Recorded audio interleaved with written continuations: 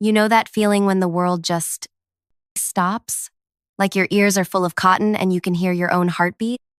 That's what happened when Tracy from HR slid that paper across her stupid IKEA desk. 60% pay cut. Effective immediately. I just sat there, staring at the number like it might change if I looked at it hard enough. 60 fucking percent. I didn't cry. Not there, anyway. I smiled. Actually smiled. And said, I'll need 24 hours to consider this offer. Like I was some kind of corporate robot. Like I hadn't just been gutted. The crying happened in my car. Heaving. Ugly. Mascara everywhere, sobbing that fogged up my windows. I sat in the parking garage for 45 minutes. Just breaking. Because what do you do when the company you've given 9 years of your life to decides you're worth less than half of what they paid you yesterday? Sorry, I should introduce myself. I'm Eleanor Reeves, Ellie, 36, single mom to an amazing 10-year-old boy named Lucas. And up until that meeting, I was the director of client solutions at Merrickson Technologies. God, this is still hard to talk about, even 3 years later. If you're watching this, could you just hit like or subscribe or whatever? Or leave a comment telling me where you're watching from? I need to know I'm not screaming into the void here. That someone else understands what it's like to have your entire life threatened in a 15-minute meeting. Anyway, Merrickson. I started there when it was just 20 people in a converted warehouse. The kind of startup where everyone believes they're changing the world, you know? We had the ping pong table, the free snacks, the happy hours, all that bullshit that seems so meaningful until it isn't. I was hired as a client manager, but I worked my ass off. Stayed late, came in weekends, missed school events, postponed vacations, all the things you're not supposed to do, but you do anyway because you're building something, because you believe in it. And I was good, really good. Within 3 years, I was managing our top 10 accounts clients that brought in over 70% of our revenue. I knew their systems, their problems, their birthdays, their kids' names. These weren't just accounts to me. They were relationships I had personally built. When Lucas's dad decided fatherhood and marriage were stifling his potential and moved to Austin with a yoga instructor named Sky, yes, really, those client relationships became even more important. They weren't just my career. They were my lifeline, my security. By year 5, I was promoted to director. I had a team of 8. I had equity. I had a salary that meant I could afford our mortgage and Lucas's asthma medications without having to choose between groceries and utilities. For the first time since the divorce, I could breathe. Then Martech Corporation bought us. God, I can still remember the all-hands meeting. Vernon Chang, our founder, standing on that little stage in the cafeteria, telling us how exciting this next chapter would be. How Martech's resources would help us scale our vision. Everyone clapping like seals while I sat there wondering why Vernon couldn't look any of us in the eye. $3 million. That's what I found out later he got in the acquisition. $3 million, and he was fully vested. The rest of us? Our equity was worth pennies, with 4 more years to vest under the new terms. The first 6 months weren't terrible. New email signatures, new procedures, more meetings. But I still had my team, my clients, my salary. Then the redundancy assessments started. First, they came for the junior people, then middle management. Each time, there was a company-wide email about streamlining operations and leveraging synergies. Each time, someone's desk would be empty the next day. No goodbyes. Just gone. I kept my head down, worked harder. My team shrank from 8 to 3, but our client load didn't decrease. If anything, it got worse. I was working 70-hour weeks, answering emails at 3 a.m., having panic attacks in the bathroom between meetings. Lucas started asking why I was always on my laptop, why I couldn't come to his soccer games, why I looked so tired all the time. And still, I thought I was safe. I was managing the relationships that brought in most of our revenue. They needed me. That's what I told myself right up until Tracy from HR scheduled that quick touch base. I should have known something was wrong when I walked in and saw Dennis Porter from Martech sitting there. Dennis with his 2 white veneers and his Rolex that he made sure everyone noticed. Dennis, who'd been sent from corporate to optimize the acquisition. Eleanor, he said. He never called me Ellie. We've been looking at the org structure, and we feel there's an opportunity to realign your compensation with market standards. Market standards. Like I was a fucking commodity. Tracy slid the paper across. The new salary was right there, in bold. $52,000, down from $130,000. This reflects the changing nature of your role, Dennis said, like he was telling me I'd won a prize. We're centralizing most client management functions at headquarters. You'll be transitioning to more of a regional support position. Translation. We're taking your clients, your authority, and most of your paycheck, but we still need you to do the work. You'll maintain your current responsibilities during the transition period, of course, he added. Of course. We need your decision by tomorrow, Tracy said, not meeting my eyes. If this new arrangement doesn't work for you, we understand. But we'll need to immediately begin searching for someone who's aligned with our new structure. Someone cheaper, she meant. Someone desperate. They knew I was a single mom. They knew about Lucas's medical needs. They knew about my mortgage. This wasn't a negotiation. It was an execution. I need 24 hours, I said, voice steady despite the screaming in my head. I have some questions about the transition plan and reporting structure. Dennis nodded, pleased with my professionalism. Tracy looked relieved that I wasn't causing a scene. I don't remember walking back to my desk. I don't remember packing up my laptop. I just remember sitting in my car, shaking, wondering how I was going to tell Lucas we might lose our house. That's when my phone rang. Kira Chen, my old colleague who'd left Merrickson 6 months earlier. I almost didn't answer. But then I thought, what the hell? Maybe she was calling to catch up. Maybe I could pretend for 5 minutes that my life wasn't imploding. Hey stranger, I said, trying to sound normal. Ellie, she said. I've been trying to reach you all week. Have you checked your LinkedIn messages? I hadn't. I'd been too busy keeping the clients happy, keeping my team from quitting, keeping everything from falling apart. Listen, Kira said. I'm at Nexus now. You know they're MarTech's biggest competitor, right? My boss has been asking about you. A lot. We need someone with your client experience. Would you be open to a conversation? I looked at the Merrickson building through my windshield, at the logo they'd replaced our original one with. I thought about Dennis and his watch and his veneers. I thought about Vernon Chang, who'd sold us out and disappeared to his beach house in Malibu. Actually, I said, I think tonight would be perfect. I drove home in a daze, my mind racing. I wasn't stupid. I knew what calling MarTech's competitor would mean. There'd be no going back. But they'd already decided I was disposable. What did I owe them? When I got home, I paid the babysitter, checked on Lucas, already asleep, I'd missed bedtime again, and opened my laptop. I spent an hour looking through my employment contract. No non-compete clause. Merrickson had been too small, too idealistic when I joined to bother with those. MarTech had issued new contracts to later hires, but they hadn't gotten around to us legacy employees yet. Their mistake. At 9:30, I called Kira back. Can you set up a meeting with your boss? Tomorrow morning, before I have to give Merrickson my answer about something.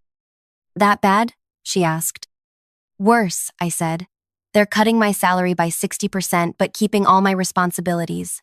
Actually, adding more. Kira was quiet for a moment, then, those fuckers. Yeah. Give me 15 minutes, she said. I'm texting Cameron right now.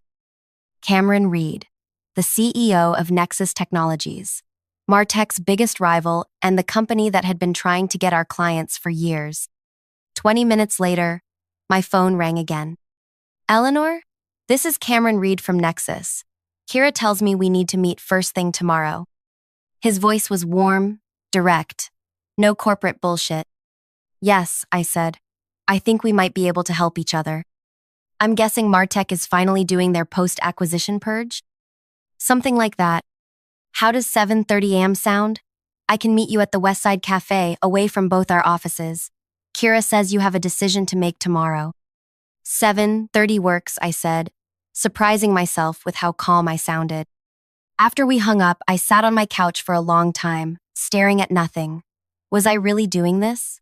Was I really considering jumping ship to the competition? But it wasn't a ship anymore, was it? It was a sinking lifeboat, and Martech was throwing people overboard to save themselves. I opened my laptop again and pulled up my client files. Not the official CRM data that belonged to the company, but my personal notes. 9 years of relationship details. Who to call when contracts got stuck in legal. Which CTOs were planning system overhauls. Which companies were unhappy with Martech's recent service changes. Information that wasn't confidential exactly, but was valuable. Very valuable. I'd built these relationships. I'd earned this knowledge. And tomorrow I was going to find out what it was worth. I closed my laptop and checked on Lucas again, watching him sleep for a few minutes. His little chest rising and falling, the inhaler on his nightstand, the science fair ribbon pinned to his bulletin board. "I'm going to fix this," I whispered. "I promise." I didn't sleep that night. Not really. I lay awake thinking about what I was about to do, wondering if I was being impulsive, wondering if I was being disloyal. But loyal to what? A company that no longer existed except as a line item on Martech's balance sheet? People who saw me as nothing but a number they could cut? By morning, I knew exactly what I was going to say to Cameron Reed and to Dennis Porter. I dressed carefully. My best suit, the one I saved for closing big deals. Hair perfect, makeup flawless, armor. I dropped Lucas at school, hugged him extra tight, and told him I loved him. "You okay, Mom?" he asked, looking up at me with his serious little face. "I will be," I said. And for the first time in months, I believed it. The Westside Cafe was quiet at 7:30. Just a few early risers with laptops and commuter mugs. Cameron was easy to spot, tall, silver at the temples, dressed casually but expensively. Kira sat beside him, gave me a small wave. I took a deep breath and walked over to their table. "Eleanor Reeves?" Cameron stood, offered his hand. "I've heard a lot about you. From Kira, of course, and from just about every client we've tried and failed to steal from Merrickson over the years." I smiled. "Well, those clients might be more open to conversations now." Cameron's eyebrows raised. "Is that right? Why don't you sit down and tell me exactly what's happening over there?" So I did. All of it. The acquisition, the culture change, the way they were gutting the company while expecting the same results, the impossible workloads, the pay cut. Cameron listened without interrupting. When I finished, he glanced at Kira, then back at me. "Ellie," he said, "we've been waiting for you to call us for a long time. We've been waiting for you to call us for a long time." That sentence hung in the air between us. I remember taking a sip of my coffee to buy myself a moment, because suddenly this wasn't just about saving my job. This was about something bigger. "What exactly does that mean?" I asked. Cameron leaned forward. "It means we've tried to recruit you 3 times over the past 2 years. Each time your loyalty to Merrickson won out. But Martech doesn't deserve that loyalty. And frankly, we're prepared to make you an offer that shows exactly how much we value your relationships and expertise." He pushed a folder across the table. Inside was an offer letter. Director of Strategic Partnerships. $165,000. Base salary. 25% annual bonus potential. Health benefits that would cover Lucas's medications completely. Stock options. I couldn't finish the sentence. "Fair market value for someone with your skills and client book," Cameron said, "plus a signing bonus if you can start within 2 weeks." I stared at the number. It was $35,000, more than I'd been making at Merrickson, more than 3 times what Martech was offering me. "Why?" I asked. "Why this much?" Cameron didn't hesitate. "Because we've lost 8 major contracts to Merrickson in the past 4 years. All accounts you managed. Because our research tells us that when clients work with you, their retention rate is 94%, compared to an industry average of 71%. Because I've personally had 3 CTOs tell me they stay with Merrickson because of you." He took a sip of his coffee. "You're not just an account manager, Eleanor. You're a competitive advantage, one that Martech is too stupid to recognize." I felt something shift inside me. A lifetime of being underestimated, of working twice as hard for half the credit, of smiling through meetings where men repeated my ideas louder and got praised for them. And here was someone who actually saw my value. "There's one more thing," Kira said quietly. "Tell her, Cameron." Cameron nodded. "We've heard rumors that Martech is planning to move all client services overseas within 8 months. They're using these pay cuts to push people out so they don't have to pay severance." My stomach dropped. "How do you know that?" "Their new VP of operations came from Teledyne. He did the same thing there 3 years ago. It's his playbook." 8 months. They weren't just cutting my pay. They were eliminating my job entirely. They just wanted me to train my replacement first. "I need to pick up my son from school at 3:30, I said, surprising myself with how steady my voice was. "But I can come back to Nexus with you right now. I'd like to see the office before I make a final decision." Cameron smiled. "Of course. And we'd like you to meet the team." 3 hours later, I walked back into Martech Regional Office 8, with a signed offer letter from Nexus in my bag and a plan forming in my mind. Dennis was waiting in the conference room, looking impatient. Tracy sat beside him, a folder with my name on it in front of her. "Eleanor," Dennis said, not bothering to stand, "have you made your decision?" I sat down across from them, placed my hands flat on the table, smiled. "I have some questions first," I said. Dennis sighed theatrically. "We really need a simple yes or no today. As we explained, we're restructuring the entire department." "I understand, but I manage our 10 largest accounts. I'd like to know who will be handling the Westfield implementation next month and the Alder contract renewal in June." Dennis waved his hand dismissively. "We'll distribute those responsibilities appropriately. That's not something you need to worry about." "Actually, I do worry about it. I promised Sonia at Westfield that I'd personally oversee their transition, and Mark at Alder specifically asked for my involvement in the renewal discussions." "Those are company relationships, not personal ones," Dennis said, his voice hardening. "Now, about the offer. Is it true you're moving client services overseas in 8 months?" I asked. The color drained from Dennis's face. Tracy suddenly became very interested in her folder. "Where did you hear that?" Dennis asked. "Is it true?" "That's confidential company information." "So that's a yes." I leaned forward. "Were you planning to tell me that before or after I accepted a 60% pay cut to train my replacement?" "This meeting is about your current offer, not hypothetical future restructuring," Dennis said, his jaw tight. "Now, do you accept the new terms or not?" I took a deep breath, thought about Lucas, about our house, about 9 years of my life. "I quit." The words hung in the air between us. Dennis blinked. "Excuse me?" "I quit. Effective immediately." He recovered quickly, his face settling into a smug smile. "I'm afraid company policy requires 2 weeks' notice from director-level employees." "Check my contract," I said. "The original Merrickson contract that was never updated after the acquisition. It states that notice periods are equivalent to severance periods. Since Merrickson never offered severance beyond 1 week, that's my required notice." The smile faltered. "You'll need to transition your accounts." "Actually, I don't. My contract also states that in the event of a compensation reduction exceeding 15%, all transition requirements are waived." I stood up. "That was added after Trey Miller quit and tried to hold his clients hostage for a better severance package. You might not remember that, since you weren't here, but I helped Vernon draft that clause." Dennis was turning an interesting shade of red. Tracy looked like she wanted to disappear into her chair. "You can't just walk out on your responsibilities," Dennis sputtered. "Watch me." I turned to go, then paused at the door. "Oh, and I've accepted a position with Nexus Technologies. Since Merrickson never implemented a non-compete agreement and Martech never asked me to sign one, I'll be starting there on Monday." The explosion I expected didn't come.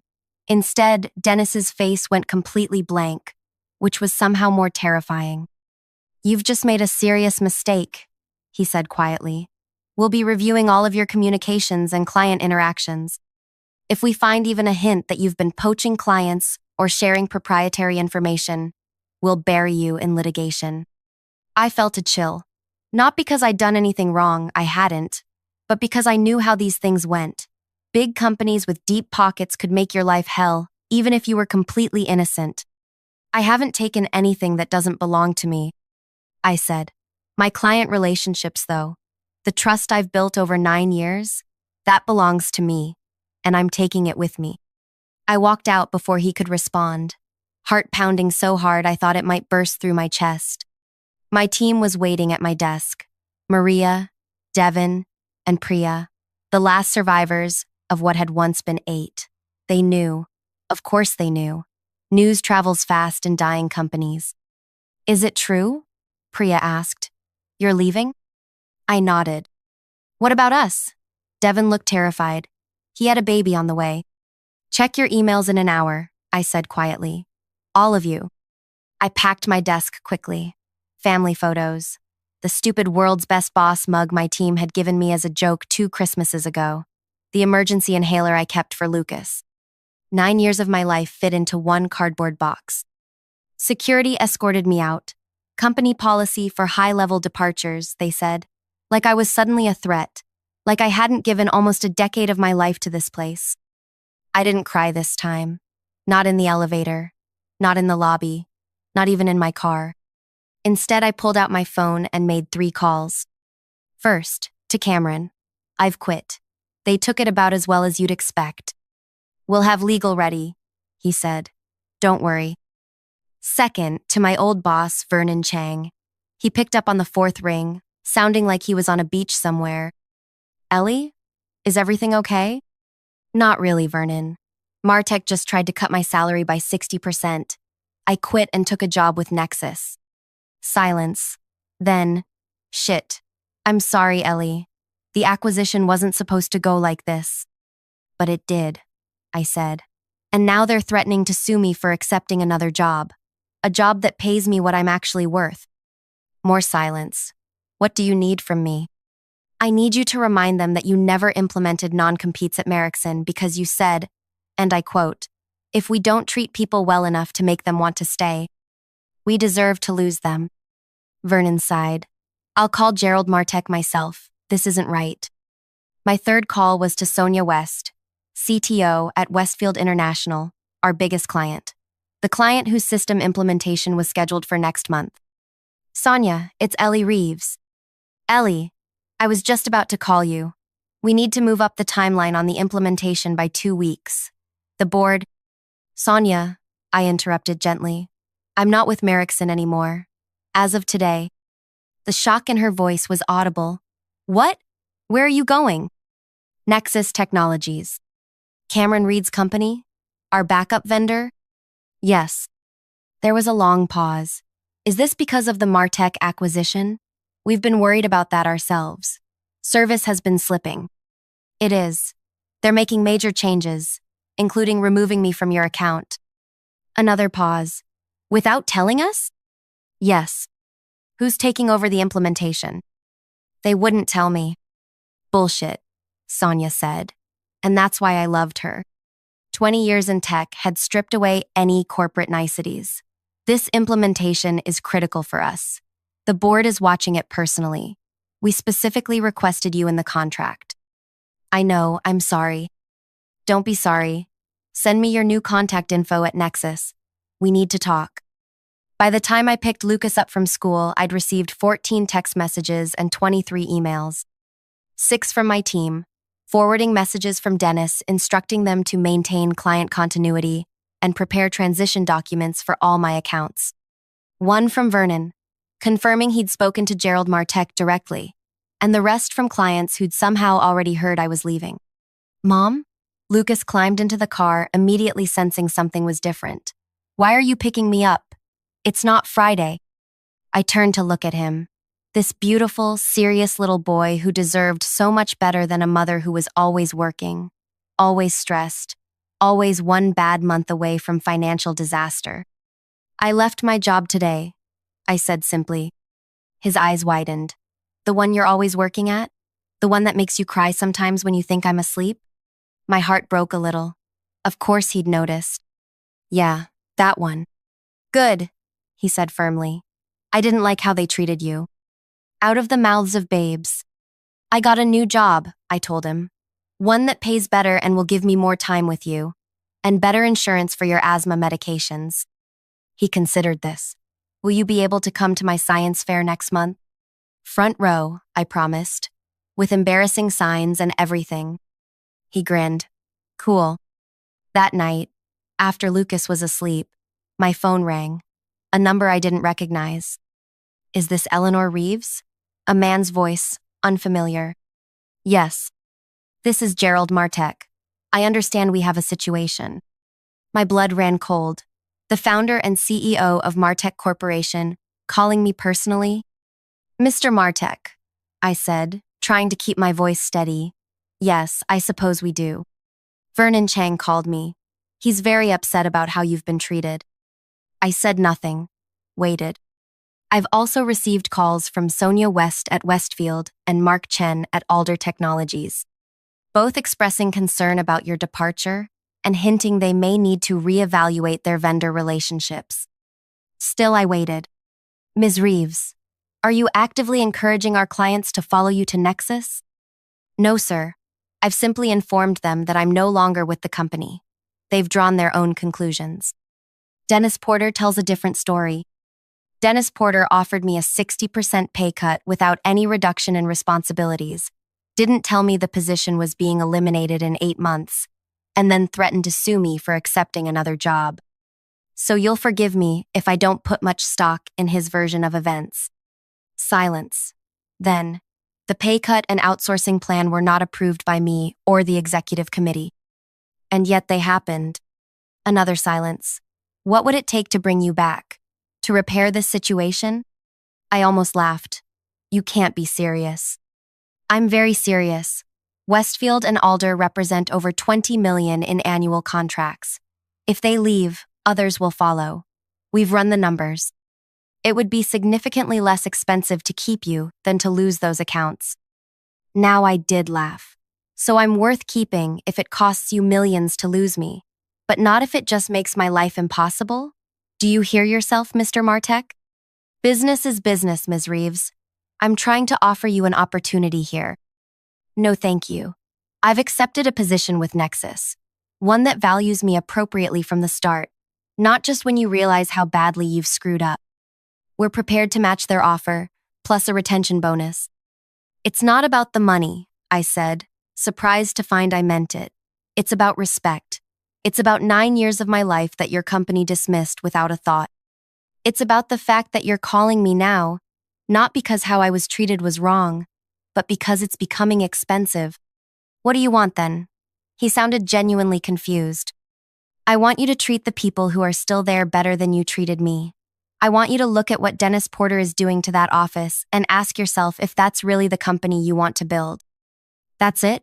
That's all you want? That, and for you to stop threatening to sue me for taking a new job. I didn't steal anything. I didn't poach anyone. I simply refused to be devalued. There was a long pause. No lawsuit, he finally said. You have my word. As for the rest, I'll be visiting the regional office next week to see things for myself. 3 days later, I started at Nexus. They gave me a real office, not a cubicle. My team, yes, I got to build my own team included Maria and Devin, who'd quit Martek the day after I left. Priya stayed behind. Her visa was tied to her employment there. 2 weeks after that, Dennis Porter was pursuing other opportunities. Tracy from HR too. A month later, Sonia West called to tell me Westfield was moving their business to Nexus. The implementation team they sent couldn't find their way out of a paper bag, she said.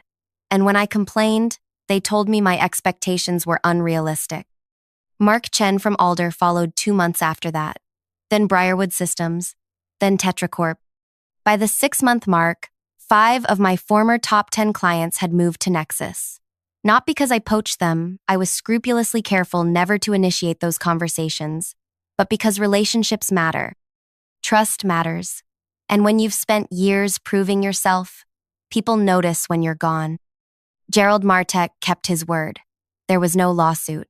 There was, however, a complete restructuring of the regional office. The overseas transition was quietly abandoned. Salaries were adjusted to better align with market standards. Too little, too late for many, including me. It's been 3 years now. I'm still at Nexus Executive Vice President of Client Success. I have a team of 22. I make more money than I ever thought possible. Most importantly, I make it home for dinner with Lucas almost every night. I haven't missed a science fair or a soccer game in years. Last month, I ran into Vernon Chang at a tech conference. He gave me a hug, told me he was proud of me, said leaving Merrickson was the best career move I could have made. I should have protected you all better, he said, looking genuinely regretful. I thought Martech would keep their promises. It's business, I said, echoing Gerald Martech's words to me. Nothing personal. But that's a lie, isn't it? It's always personal. Our work, our worth, our lives, they're deeply, intensely personal. Pretending otherwise is just a way for companies to treat people as disposable. The real revenge wasn't the clients who followed me. It wasn't Dennis getting fired or Martech losing millions. It wasn't even my beautiful new office or my big salary. The real revenge was discovering my own value, standing up and saying, "No, I am worth more than this. I deserve better." And then going out and creating that better for myself. I think about that meeting with Tracy and Dennis sometimes. That paper sliding across the desk. That moment when they thought they had all the power, and I had none. They were wrong. We all have power. Sometimes we just need to be pushed to our breaking point before we realize it. So if you're watching this, and you're in a job that doesn't value you, that treats you like you're lucky to be there when they're actually lucky to have you know this, you have options. You have power. You have worth. And sometimes, the best revenge isn't about getting back at anyone. It's about getting away and building something better. Even if it takes just one phone call to change everything.